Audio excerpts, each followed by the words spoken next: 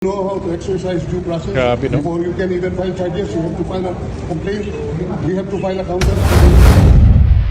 Dadagan, Balita News Update.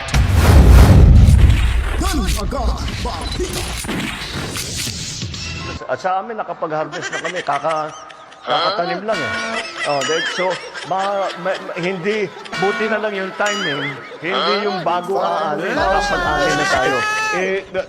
It's there's a, hindi,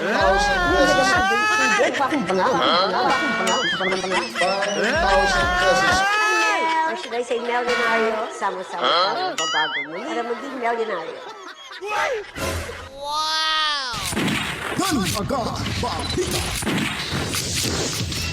Alright, welcome back mga kabitan. Nagbabalik na naman ho tayo. Kamusta ho? Sana ang lahat ay nasa mabuting kalagayan pa rin ho mga kabalitaan. Dahil nga po sa mga pangyayari na talagang hindi maiwasan at nagkakagulo-gulo na ho yung ating bansa dahil nga po sa pamumulitika at ang pinakamasama pa ho dyan mga kabalitaan, itong si Tatay Digong Duterte ay hindi ho nila natanggap at hindi binigyan ng due process. At agad-agad ho itong hinuli, then diretso ho sa pagsakay ho sa isang Learjet na kung saan ay, ewan ko lang kung naibalita ba to sa mainstream media, na di umano ay pagmamayari naman ito ni Bongbong Marcos at Romualdez mga kabalitaan. At itong pagtitipon-tipon na ito dito mga kabalitaan sa inyo nakikita sa screen, ay yung mga kapatid nating Muslim dyan sa Cotabato na nagkakaisa ho. At ito rin namang itong China ay nagbabala ho sa ICC matapos itong hinuli si Tatay Digong Duterte mga kabalitaan. So yan po ang ating pag-usapan ho ngayon at bago pa po ang lahat mga kabalitaan, huwag kalimutang mag-subscribe, pindutin ang notification bell, damihan niyo po yung likes at paliguan niyo po ng maraming komento, reaction, opinion, i-share niyo rin po ito mga kabalitaan. Huwag lang pong i-skip yung ads na inyong mapapanood para ho malaman ng karamihan at ng mga kababayan ho natin din sa abroad at sa ibang pang lupalop ng ating mundo ay malaking bagay na rin ho para updated ho sila mga kabalitaan. So tuloy tayo sa ating usapin ngayon at pasasalamatan muna pala natin yung 54,655 subscribers. So ayun po mga kabitan, diretso na tayo. Ipapakita lang ho natin sa inyo itong pagtitipon-tipon ho dyan sa may Cotabato sa mga kapatid nating Muslim. At ipapakita ko rin po sa inyo mga kabitan na kung gaano katotoo itong sinasabing ang sinasakyan pa mismo ni Tatay Digong papuntang Dubai at papunta rin kasi parang stop over sila dyan sa Dubai para ho mag-refuel then diretso na sa The Hague, Netherlands mga kabalitaan. So questionably ho ito. Ayon pa sa Malacanang, wala daw silang kalamalam sa ganung bagay, subalit pinapagamit nila sariling eroplano pa ni Bonget at ni Romualdez mga kabalitaan. Panoorin natin to dito sa Cotabato City kung saan sigaw nila ay Duterte. Protect former President Rodrigo Roa Duterte mga kabalitaan. Nag-iingayan sila dyan, oh.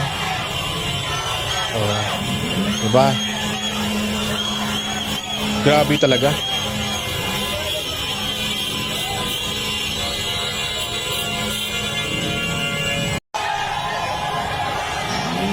So sobrang dami ho. Baka hindi natin bukas makalawa, hindi natin alam kung ano mangyayari ho diyan sa bandang Luzon, no? Kung ewan ko kung ito sa bali-balita ho na pupunta daw sila sa Malacanang, so kukuha tayo ng update patungkol diyan mga kabalitaan. At dito naman ho sa ating ipapakita ho sa inyo. Okay, so itong eroplano ho, ewan ko lang kung makikita nyo sa screen, may eroplano ho diyan, forward natin to. Okay, sa kabila muna tayo. Ayun. Silipin natin sa monitor kung makikita nyo, hindi nyo makikita, no? So itong eroplano ho mga kabalitaan, RP-C5219, di umano'y pagmamayari ni Bongbong Marcos at ni Romualdez. So ito ho yung eroplano ang ginamit ho ngayon, pinasakay ho dito si Tatay Digong Duterte, yang eroplano na ho yan, tingnan nyo po, RP-C5219. Yun po laging gamit-gamit ho ni Bonget. Ewan ko lang kung ito ba'y pagmamayari ng gobyerno, kumakalat to sa social media ngayon na pagmamayari daw ito si Bonget at si Romualdez. Ito. So, ang tanong ho dyan, kung bakit dinideny ho ni Romualdez, ni Bonget, na wala daw siyang kinalaman or kaalam-alam mo sa ganitong biglaang paglabas ng warrant of arrest. Sabi niya, itinanggi ni Pangulong Ferdinand Bongbong Marcos Jr. ang paratang ng kampo ni dating Pangulong Rodrigo Roa Duterte na unlawful arrest ang pagkakaaresto ng ICC sa dating Pangulo. We followed all the legal procedures that are necessary. So ayon pa daw kay Pangulong Marcos. Then dito sa news update nila, pinabulaanan ni Pangulong Ferdinand Marcos Jr.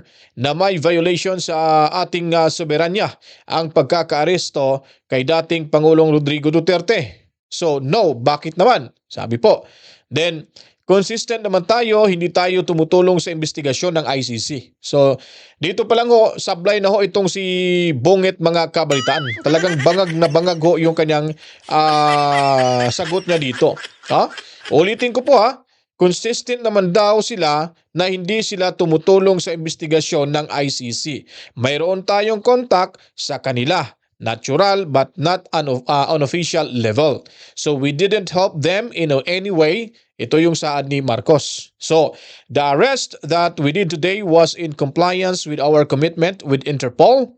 It just so happened that the arrest warrant came from ICC, but it's not because it came from ICC. So it's because it came from Interpol, mga kabalitaan. Di ba? Bangag. Paano ho ba magkakaroon ho ng warrant of arrest, yung Interpol, kung hindi ho nanggaling sa ICC, mga kabalitaan? Di po ba?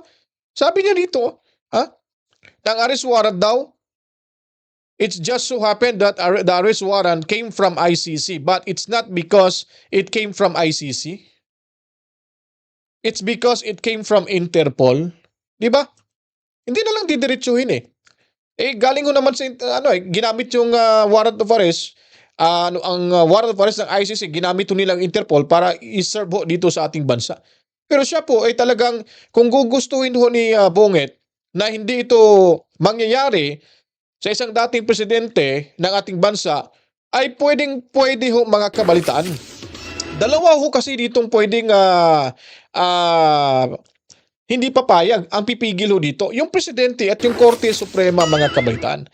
It so happened lang na hindi ho inintay ni Torre ng 24 hours malang sana ibinigay para questionin itong legalidad ng warrant of arrest. Ay agad-agad ipinasakay na ho ito. Talagang minamadali. Parang sakto sa busal itong si Torre, mga kabalitaan. Ngayon, hindi sana mangyayari ho ito kung hindi ho talaga papayag si Bonget. Kaso, gusto rin nila, mga kabalitaan. Kaya ho, mga kabalitaan, ay pinapayagan, pinapahintulutan kung baga na mangyari ho ito at sila ay hugas kamay. Pagkausap na ho yung media, mga kabalitaan. At ang masaklap pa ho dito, yung sasakyan, yung eroplano na sinasakyan kung saan pinapasakay si Tatay Digong Duterte, ay allegedly pagmamayari ho ni Bonget at ni Tambaluslos, mga kabalitaan. Itong pinakamasakit ho dyan. At subok na ho sa katrayduran itong administrasyon na ito. Bukang bibig ho nila sinasabi paulit-ulit na hindi ho sila mag-entertain na kahit sino man sa ICC o kahit sa Interpol man kung sakaling magkaroon ho ng warrant of arrest o magkakandak ng investigasyon. Pero ngayon, bigla-bigla ho, mga kabalitaan, binaypas pa ho yung ating batas. Hindi ho siya binigyan o ibinigay sa kanya yung due process na sana man lang makapag-question ho ito. Dahil huli na ho ito, mga kabalitaan, nung pumunta ho sila sa Villamor Air Base, di doon ho binasahan ng Miranda rights.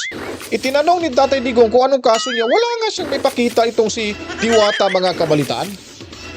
Walang may pakita. At may ho. Parang grade 1 na bata, mga kabalitaan, na nilecturan ng isang magulang. Tapos, ang sagot lamang ay, sir, Doon na lang kayo sa proper venue sa court na lang kayo magpaliwanag. Ganun na lang ho mga kabalitaan ang katangahan nitong si Diwata. Di po ba? Ewan ko, malaking problema ho ito. At bukas makalawa, talagang may mangyayaring hindi maganda ho mga kabalitaan.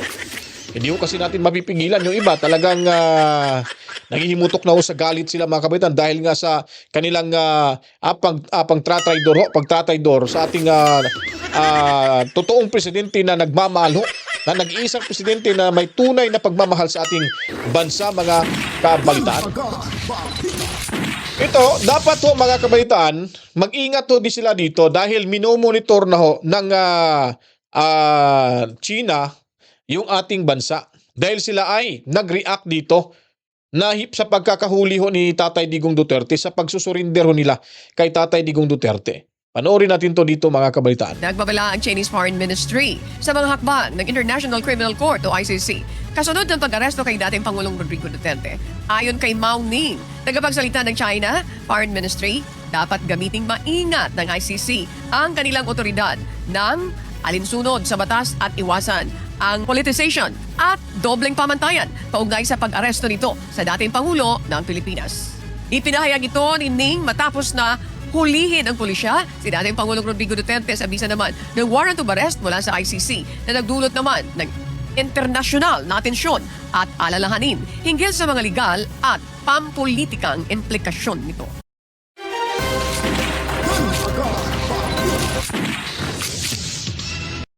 So yun po mga kabalitaan. Delikado ho pag yung China na kasi, yung magsasabi ho dito, magbabala ho, ay talagang posibleng may masasamang mangyayari mga kabalitaan. Kaya ipanalangin din ho natin na sana hindi dadanak yung dugo, sana hindi magkakagulo at maagapan ito yung gusot na ito. At pero hindi ho ibig sabihin na ito na yung ginawa ho nila sa ating pinakamamahal na Pangulo nating bansa, si Tatay Digong Duterte, ay hindi na lang ho tayo kikibo dito mga kabalitaan. So lipat ho tayo dito sa isang balita ating ibabahagi ho sa inyo mula ho sa Mata ng Agila. At dito ho, sakay nga po ng Learjet ang ating Pangulo papuntang The Hague, Netherlands, mga kabalitaan. So marami ho tayong nakikitang gusot or kapalpakan or yung tinatawag ho nating hindi sumusunod o hindi sinusunod ho yung tamang proseso patungkol ho sa pagkakaaresto ni Tatay Digong Duterte. Alam niyo po ba, itong si Tatay Digong, di ba pumunta ho ito ng Hong Kong? At naalala niyo po ba doon sa Davao na biglang may dineploy ho silang riot team ng ating kapulisan? Siguro, palpak sila doon, mali yung informasyon nila na siguro sa pagkakaalam na nung time din uuwi si Tatay Diggs kaya pinapaporma ho na nila yung kanilang kapulisan ho doon. At nung nalaman ay sinasabi na lang ho mga kabalitaan na isang simulation mga kabalitaan. Para hindi ho sila mapahiya, para hindi ho sila mapagsabihan na mga tanga itong pulis na ito. So nung nalaman ho na si Tatay Digong uuwi, dadaan ho sa NAIA, nung kumpirmado na, ay doon ho nila talaga dineploy lahat yung kanilang puwersa mula ho sa CIDG at sa Philippine National Police sa mga kabalitaan. So, kung titignan niyo po, planado ang lahat na ito. At takot ho sila na iniisip kasi nila tatakas si Tatay Digong Duterte. Pero yung sinasabi hong simulation dyan sa Davao, ay doon po nagkamali ho sila, dinadaan na lang sa ganun-ganon para hindi ho sila mapahiya. Di po ba? Parang hindi ho ito nababanggit sa media sa mainstream media. Parang tayo lang ho nakakaisip nito. At lalo na ho itong eroplanong sinasakyan ni Tatay Digong na pagmamayari di umano ni Romualdez, ni Tambaluslot at ni Bangag Bonget, mga kabalitaan. So, panoorin ho natin itong balitang ito. Yung kaninang pinapakita ko sa inyong larawan ng isang Learjet ay iisa lang ho na inyong mapapanood dito na pagmamayari di umano ni Tambaluslos at ni Bonget. Ng Philippine National Police sa bisa ng isang warrant of arrest na inilabas ng International Criminal Court o ICC. Si dating Pangulong Duterte ay sinampahan ng kasong crime against humanity dahil sa umano'y extrajudicial killings sa war on drugs na naganap sa panahon ng kanyang administrasyon. Bago nangyari ang lahat ay galing ang dating Pangulong Duterte sa Hong Kong kung saan siya dumalo sa pasasalamat sa kanya ng mga kababayang Pinoy doon. Paglapag ng eroplano ng dating Pangulo sa NAIA Terminal 3 ay sinalubong siya ng PNP o ni PNP CIDG Chief O, di ba? Nakita nyo po yung Learjet na yan. Yun po pinapakita ho natin sa inyo kani-kanina lang. So magkaparehas. So, hindi lang ho dyan pinapakita ko ano yung number ho ng jet. Parang pinapakita ko sa inyo parang RP-C5 ano ba yun, no? C5 something, C5219. O yun, hindi lang nakikita pero ganito yung design. So ibig sabihin iisa lang ho. At itong eroplano to ay isang pribadong eroplano di umano. Ha? So anyway, walang amoy na hindi yung sisingaw ho. Malalaman din ho natin yan kung sino ho talaga yung nagmamayari ng eroplano yan. Kasi itinatanggi ho ni Bonget na wala ho silang kinalaman at hindi ho sila nakipag-coordinate ho sa ICC kabalitaan. Major Nicolas Torre III para basahan ang Miranda rights at dalhin sa VIP lounge ng Villamor Air Base. So, you will just have to kill me. Kung hindi ako papayag, kung kakampi ka dyan sa mga puti. Tinawag naman illegal detention ang anak ng dating Pangulo na si Veronica Kiri Duterte ang ginawang pang-aaresto sa kanyang ama. Matapos arestuhin ay umalma naman ang dating Pangulo at nagtanong kung bakit siya ikinulong sa Villamor Air Base.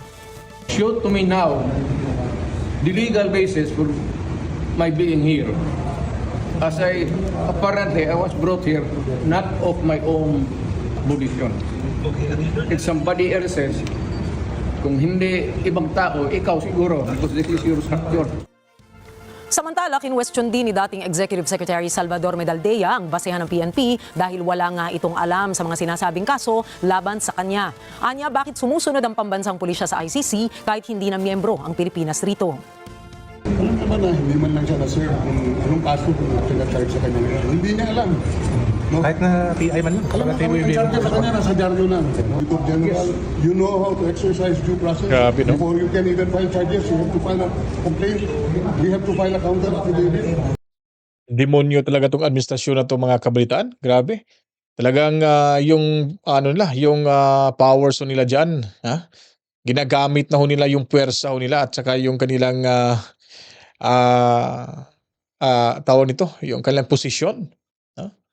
At si Duterte dito, tinilecturean ho dito si Diwata mga kabalitaan. Tameme ho siya. Tapos sobrang yabang, angas pa, patawa-tawa pa. Akala mo, maganda ho yung kanyang ginawa ho dito.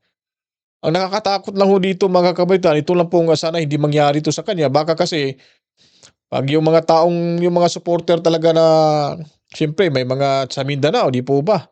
May mga grupo dyan, yung MALF, di ba, kay Normie Suarez. Paano pag pumagting yung tenga ho nila at makapag-isip na hindi maganda? O kahit hindi man lang sila, o ibang mga pribadong individual.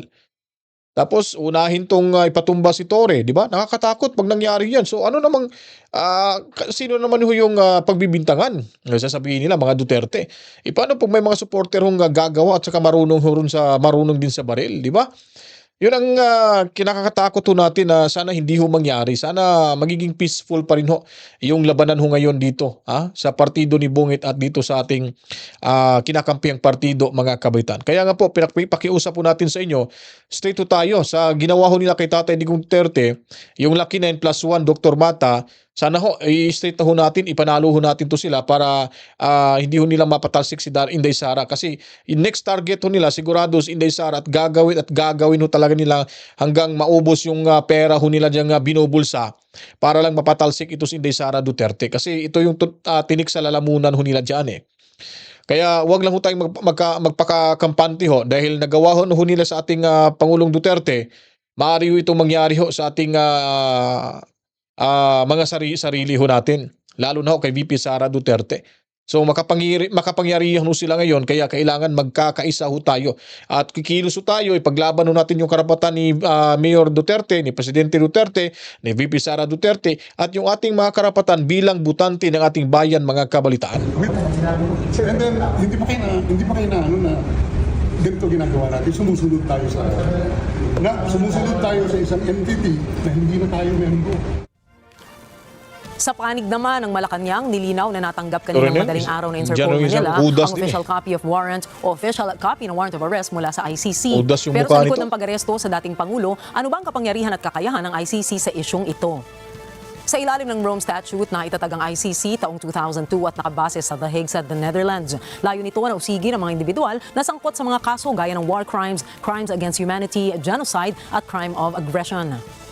The ICC is designed to apply individual responsibility to violators of fundamental norms of international law in an international setting. So the crucial thing is that a lot of this sort of stuff got done in domestic courts for a long time.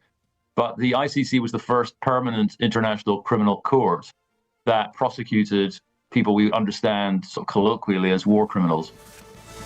Higit sa dating Pangulong Duterte ay nahaharap din ang ibang world leaders katulad ni Russian President Vladimir Putin, Israeli Prime Minister Benjamin Netanyahu at Israel Defense Minister Yoav Gallant sa ganitong uri ng kasong kriminal.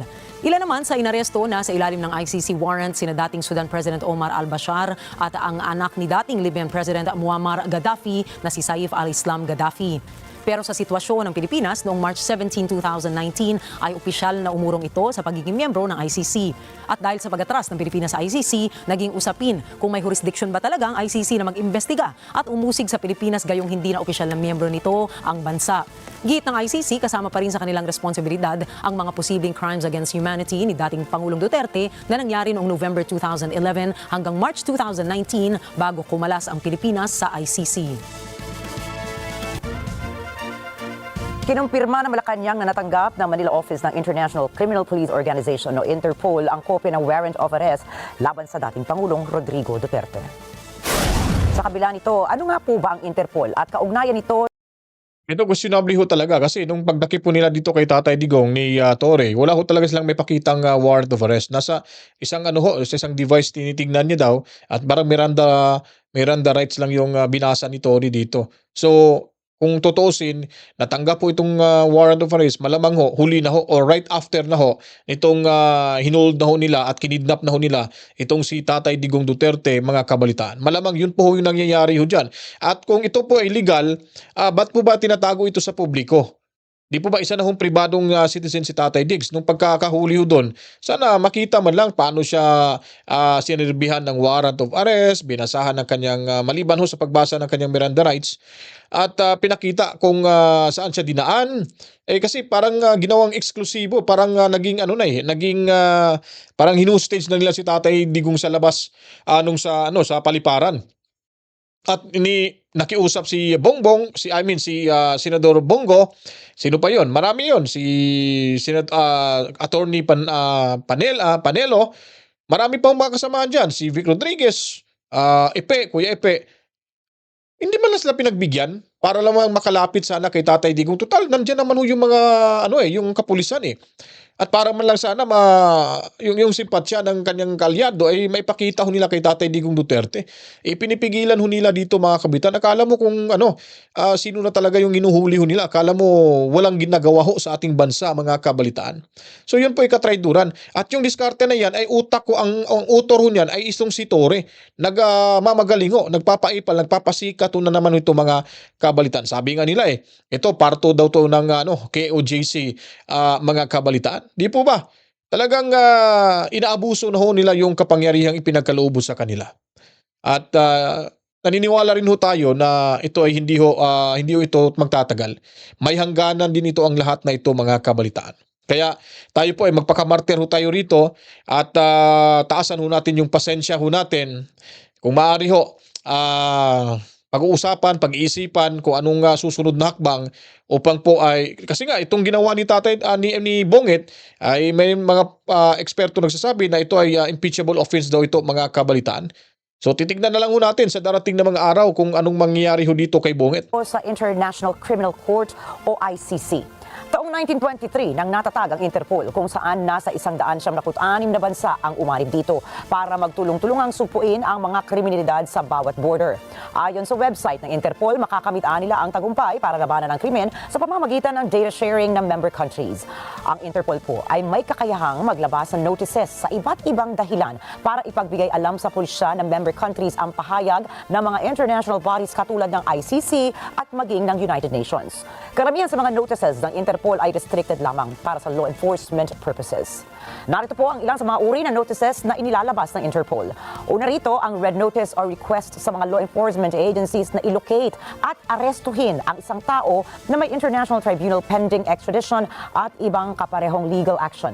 Nilinaw ng Interpol na hindi ito isang uri ng international arrest warrant. Sumunod naman dito ang yellow notice o isang global police alert para hanapin ang isang nawawalang individual. Samantala, ang blue notice naman ay request na kolektahin ang impormasyon ng pagkakakilanlan ng isang tao, address at pati na rin ang mga naging aktibidad nito. Ang black notice naman po ay request para manghalap ng impormasyon upang tukuyin ang identity ng unidentified bodies sa isang insidente. Bukod sa Right, so hindi natin ito tatapusin dito mga kabitaan at importante ho ay may paliwanag ho dito at nakikita ho natin yung mga ginagawa ho ng ating kapulisan at lalo na ho itong China na nagpapahiwatig na hong nadismaya ho sila at medyo masasabi nating galito sila dito sa nangyaring pag-aristo kay Tatay Digong Duterte. Pre-trial. So ito po yung kinakatakutan ho natin. Baka bigla na lang hong lilipad yung mga nagdambuhalang missile ho ng China papunta ho sa ating bansa. Ay nakakatakot to. Hindi na natin mapipigilan ho yan. Kaya masasabi ko lang dito na ang pinaka-problemadong administrasyon sa buong sa buong bansa, maliban ho sa panahon ng kanyang ama na si Bongit Sr., ay ito namang si Bongit Jr. ay mas malala pa mga kabalitaan. Yun po yung obserbasyon ho natin. Kaya hindi tayo magpapabudol sa darating na halalan. Kailangan na seryosohin na ho natin. At unahin ho natin, iisipin natin yung kinabukasan ng ating mamamayang Pilipino. Kasi karamihan ho dyan mga kabitaan sa Alyansa para sa Bagong Pilipinas ay mga balimbing ho yan. Walang mga prinsipyo. At walang mga dignidad na rin ho yan mga kabalitaan. Kaya dito ho tayo sa Siyam plus 1, naging 10 na ho tayo kasama si Dr. Richard Eric Mata.